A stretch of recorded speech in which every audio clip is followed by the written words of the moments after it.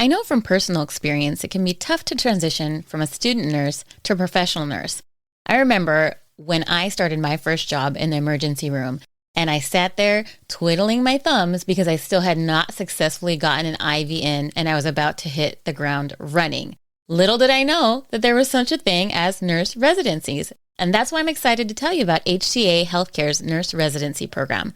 This program supports newly graduating nursing students at the early stages of their careers. HCA Healthcare's year-long nurse residency program helps first-year nurses transition from the classroom to working in the field with confidence. Plus, nursing residents get access to a range of opportunities to learn from specialists in various areas, such as ER, critical care ICU, and surgical services. And there's a variety of other great benefits. Learn more today at careers.hcahealthcare.com/residency. Again, that's careers.hcahealthcare.com/residency. HCA Healthcare is an equal opportunity employer. Welcome to the Nurse Leader Network podcast with your host, Chris Recinos. Wherever you're going on your nurse leader journey, we're here to help you get there. Welcome, everybody, to the Nurse Leader Network podcast. I am your host, Chris Recinos. Today, I'm going to answer a question that I have gotten several times, and that is, Chris, how or why did you decide to start your own business and become an entrepreneur? And so today we're going to talk about my entrepreneurial journey, as well as what intrapreneurialism is and why you might want to decide that. So after today's episode, you'll have a little idea of how I went from being nurse executive to starting the podcast and running my own business, as well as what intrapreneurialism looks like for those of us that aren't quite ready or don't want to ever become entrepreneurs. So this episode's for nurse leaders in organizations and for nurses that would like to start their own businesses. So I'm going to start off with just defining the two, because intrapreneurialism is, or intrapreneurs, is a term that's not widely used. I have had a guest on the show that we kind of talked about a little bit before, but as a reminder, when we're looking at entrepreneurialism, we are running our own companies. So entrepreneurs run their own companies. We tend to have complete freedom, which can be really, really good, right? Like I get to create my own schedule. I get to, decide on what direction I'm going to take the company, what offerings I'm going to have. But it can also be really, really bad, right? Because we also have to be super structured, self-motivated, right? There's nobody who's going to be like, you have to do whatever you need to do. So it can have its pros and its cons, but it's somebody who we get to, develop new ideas. We get to figure out how to operationalize those ideas, which again, that could be good or bad. If you're a creator, sometimes creators like myself have difficulty getting the operational piece down. So we have to hire folks that can help us with that. Now, intrapreneurialism, or being an intrapreneur, is somebody who is an employee of an organization, but they help innovate and they help create within a company. So within a company, these folks are going to help with new products, new ideas, but they have to work within the confines of the company, right? So it has to live up to the company's mission, for example. It has to be confined within the company's budget. It has to get approvals, layers, that kind of thing. So they get to do very similar things in terms of ideation, creation, new plans, new programs, new products, things like that. However, you maybe don't need to be as self-motivated in an organization because you're going to have accountability structures in place. Whereas, again, as an entrepreneur, that's not necessarily the case. We need both. So we need to have entrepreneurs and we need to have intrapreneurs. There is no ands, ifs, or buts about it. We need to have both. And so I'm going to share with you just kind of my journey of entrepreneurship, how it happened. I traditionally have just always kind of been a job hopper. I was one of those employees that tended to be at an organization between 2 to 4 years and then, was interested and found a new interest and would move on, right? So initially that was because I was getting new degrees. So I got a bachelor's, worked in the emergency room, and then I was like, okay, I need to have a schedule that's a little bit more reliable so I can go back to school. I went into employee health for a little while, and during that time became an FNP. Once I became an FNP, as soon as I graduated, so this is a couple years after I got my BSN, I think it was actually like 3 years after I got my BSN or 4 years, I then left to become an FNP and worked as an FNP for a small amount of time and then was promoted into administrative job, which I had no idea why they even promoted me, and had no interest in it, but I'm so glad that it happened. But even after that job, I was there a couple of years, and I was like, okay, I want to do something different. I want something more. And then moved into an executive position. And then after a few years in that executive position, I was like, okay, I love this, but I want something more. And so I was just the typical person that likes to have a variety of experiences because I got bored pretty early. If that sounds like you, if you're the person that like tends to get bored pretty often, always looking for a new challenge, always looking for a new experience, you may be an entrepreneur in the making, or perhaps you need to be an intrapreneur in the organization that you're in so that you can constantly kind of have that new source of stimulation and ability to innovate. So here we go. I'm in all these jobs. I loved the jobs. I've really never had a job that I did not like. I had amazing teams, amazing organizations, amazing experiences. I loved it. And there was something missing. There was something in my heart that was just completely missing and in my soul. And I felt like I was not fulfilling my passion and I felt like I was not fulfilling my purpose, even though I was doing all kinds of really great and amazing things. And so I just kind of was, wondering. And I happened upon one day, I remember I had just gotten home from work and I was reading this article. I can't remember if it was on Facebook or what it was, but it was an article that had the story of these two school teachers. And Shane and Jocelyn Sams were the names of the school teachers. And they had talked about how they had just been really burned out on teaching. And they began doing a side hustle while they were teaching. And they eventually made, I think it was something like $20,000 a month based on their online business. And they did that so that they'd have some freedom, right? They wanted freedom to spend time with their kids. They wanted that burnout to go away. They wanted to be able to travel and do keynotes and things like that. And so I was like, hey, if these two school teachers can build an online business based on the information that they know, one of the teachers was a librarian. Actually, I think she was a librarian, not a teacher. Her business was centered around history lessons. So she taught other school teachers how to create history lessons, and she had them like fully prepared, right? The teachers could literally go on there, have a history lesson done, and paid a subscription, a model for this ability to access that. And it just made these other teachers' lives so much easier, right? Imagine all that time that you don't need to spend in creating a lesson plan, getting the materials, having the PowerPoints, all that. If it's all created for you, imagine how much time that saves. And so I was kind of just thinking like, that sounds really cool. Like they're able to really contribute to other people's lives to make it easier so that they're not experiencing levels of burnout.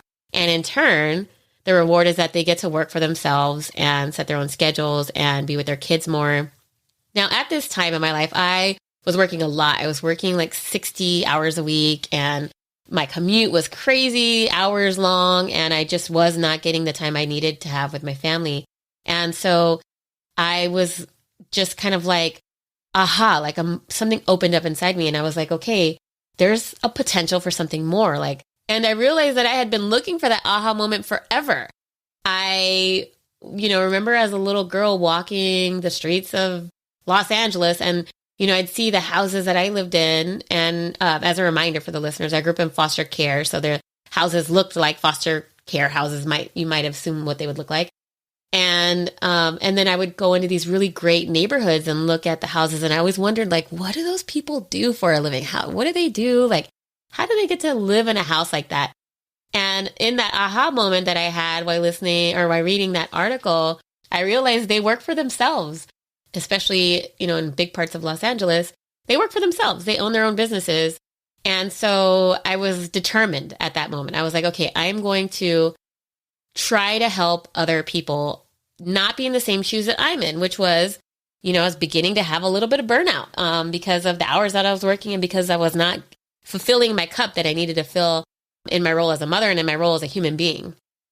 So I, sat down and the two teachers were following somebody named Pat Flynn from the Smart Passive Income. And I started following him. I started binge listening to his podcast on my way to work and really learned kind of a lot of, trial and error based on what he taught.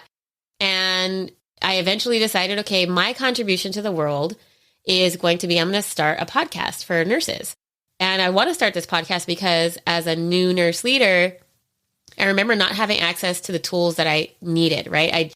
went to school to become an FNP. I did not go to school to be an administrator, and I was missing tools. And then I learned as I developed programs for colleges and as I taught in administrative nursing programs that even those that graduate from a leadership program in nursing still weren't adequately equipped to face the day-to-day that we face as nurse leaders. And so I wanted to provide a source for nurses to tune in and really just get everything that they needed to know. Like, I just felt like that was, just something that I could give back with all the experiences I had. I could develop templates and things like that and just help other nurses out. And as I had the Nurse Leader podcast on the air, I started getting nurses come to me who were interested in entrepreneurship. They were like, wait, how did you started this business where you have a podcast, but you're also doing like blogging and, is there any money in it? Are you making any revenue? Like, they were interested in starting their own businesses because they felt the same, right? They felt like they wanted to do more, right? That they had some larger purpose or that they had some dream or passion that they wanted to follow. And so I ended up having kind of two sets of listeners where I have nursing leaders in a variety of different organizations. And then I have nursing entrepreneurs who tune in and listen and learn how to run businesses. And so that's kind of just how it evolved. And, now we fast forward, I started the podcast in 2020, and now I have this business where I'm helping other people do their job, making it more convenient for them. I am taking that learning curve and shortening it so that people have the confidence to do the things that they need to do in their organizations and with their businesses. And it's been great. I've been approached and been able to become an advisor to a variety of different companies. I've gotten to do a ton of paid keynotes. I'm in the middle of writing a book, which should be done really soon. And I'm going to be launching a membership called Nurse Leader Insiders that is going to give access to nurses to be able to come in and learn anything that they need to learn regarding leadership or entrepreneurship, starting your own business, everything.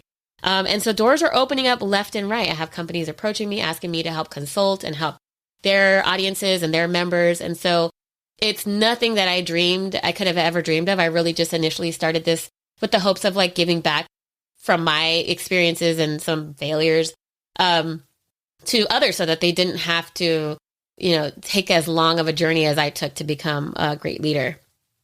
Now, that being said, that's kind of why I decided, right? So I decided because it's just in my personality, right? I need to have that constant kind of growth. I decided that because I felt like there was a larger purpose and for my life, and I really wanted to give back. And, I looked back at all of the leaders that I helped coach and mentor along the way, and I felt like instead of doing one-to-ones, I could do hundreds and thousands with the audience that I have. And because I wanted to take control of my life, I wanted to really make sure that I didn't miss any doctor's appointments, that I didn't miss, for my kids, or that I was able to coach soccer and I was able to do these things and really take control of my life. That being said, has not been without a struggle, right? Like I said earlier, I'm a creator. And so sometimes I fall off my creation hat and I have to get back into the operations mode and make sure that I can operationalize the things that I'm creating. So that's kind of the pathway I took and how I decided that it was right for me. We are going to have some episodes in the future of Nurse Leader Network podcast where I'm going to talk to you about exactly how you can come up with an idea, brainstorm an idea. We're going to talk a little bit about how you can test that model out and actually make sales prior to even creating whatever it is that you're creating. And we're going to talk about business models, how to create a business model to know that this is something that's going to be financially viable. So we are going to have some episodes dedicated to nursing entrepreneurs around how to get started, what next steps are, how to actually run a business. We'll have that. But you might be listening and you're like, wait, that's not me. Like, I actually really like where I work. I've been here for many, many years. I don't plan on leaving. But I'm a nurse leader and I want to grow. That being said, there's something there for you too, right? So you can choose on that path to become an intrapreneur, or you can choose to grow intrapreneurs. We know that when we have intrapreneurs in organizations, they are going to produce those new ideas. They are going to help us come up with creative and innovative ways to solve problems. We know that intrapreneurs tend to have higher levels of passion for the work because they are all in it. They are invested in that idea that was theirs. And we know that organizations that have intrapreneurs those employees are going to be at a higher value to the organization in terms of change agents. So we have to have intrapreneurs in healthcare. regardless of where you work, whether it's hospital, ambulatory, academics, tech company, regardless of where you're tuning in from, you have to have intrapreneurs working for you if you want to stay relevant in the game.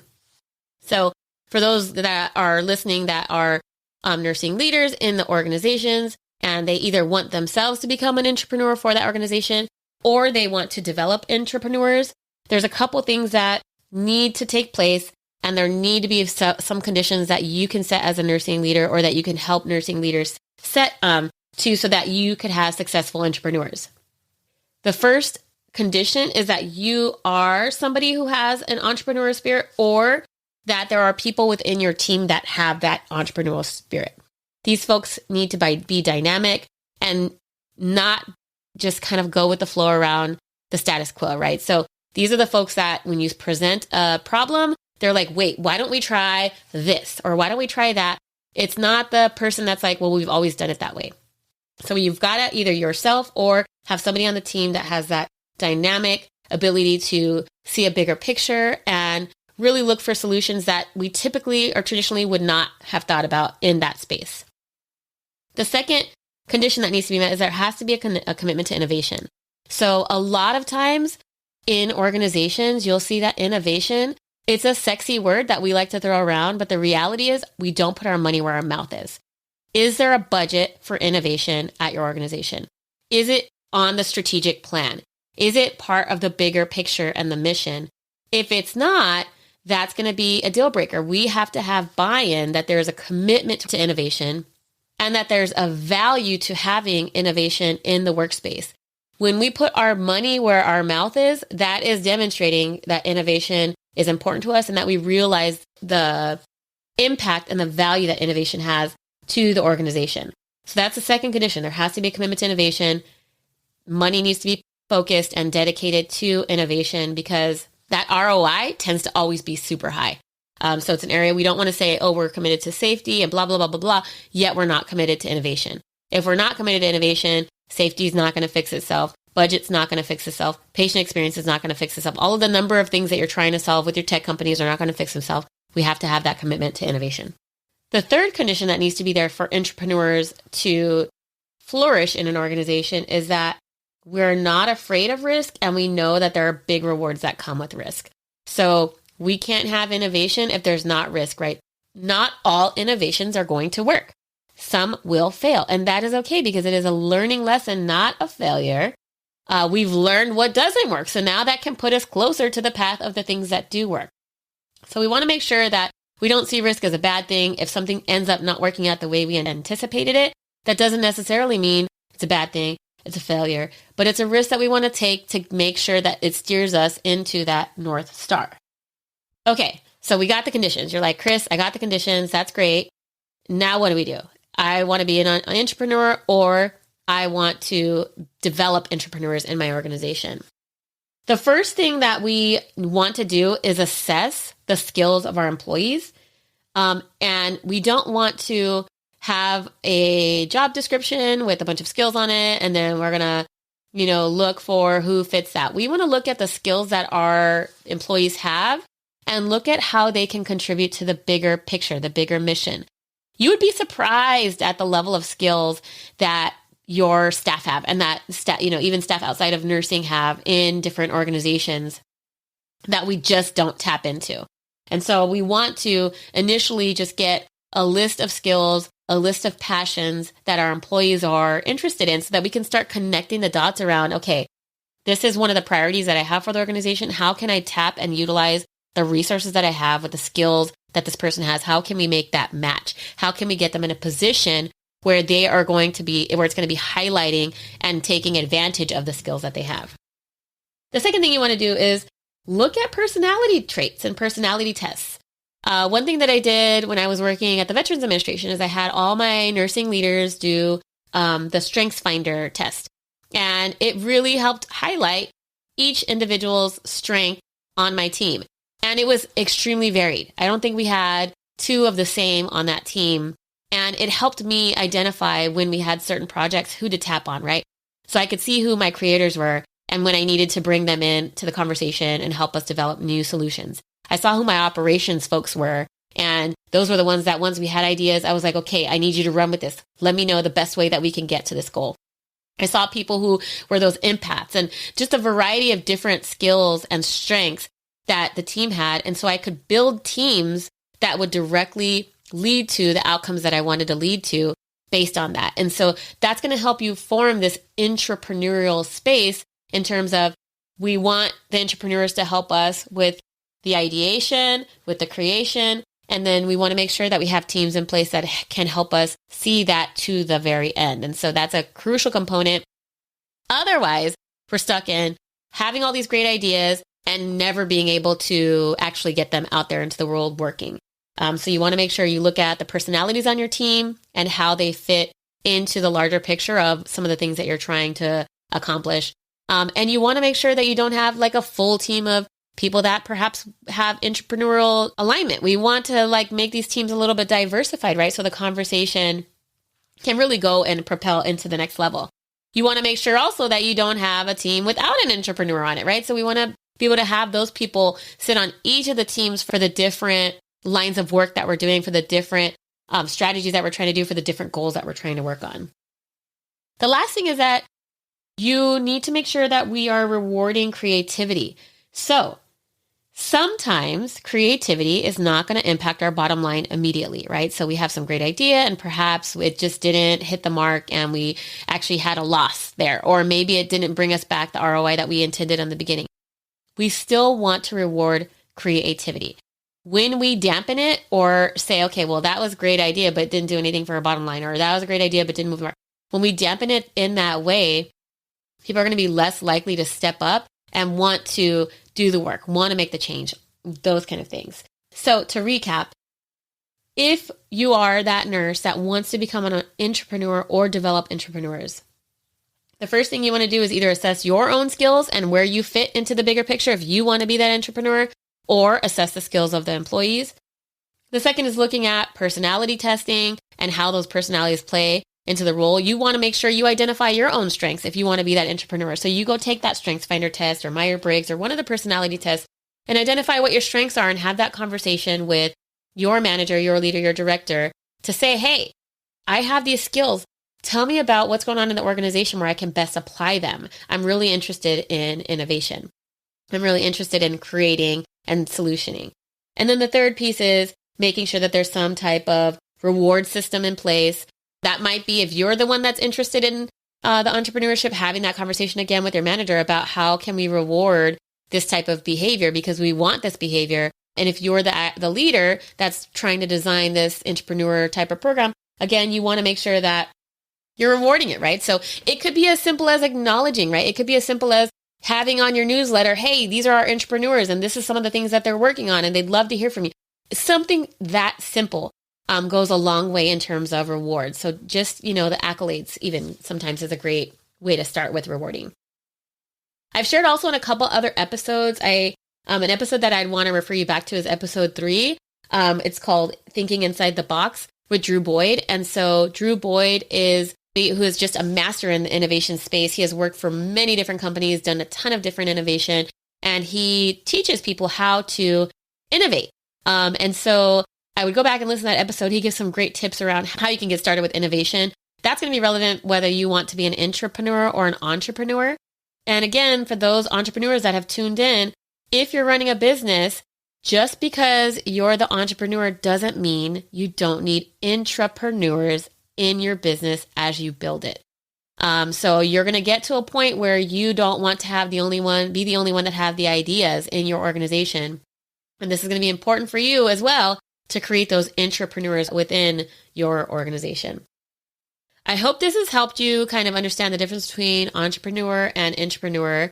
I hope it's also helped you understand where your role is and where you feel you should be at. So as a nurse leader, are you thinking that you want to be more on the entrepreneur side and you're thinking about side businesses or potentially replacing your income with your own business? Or are you thinking about really highlighting and taking your organization to the next level, whether that be with you as the entrepreneur or by developing a team of entrepreneurs inside of your organization?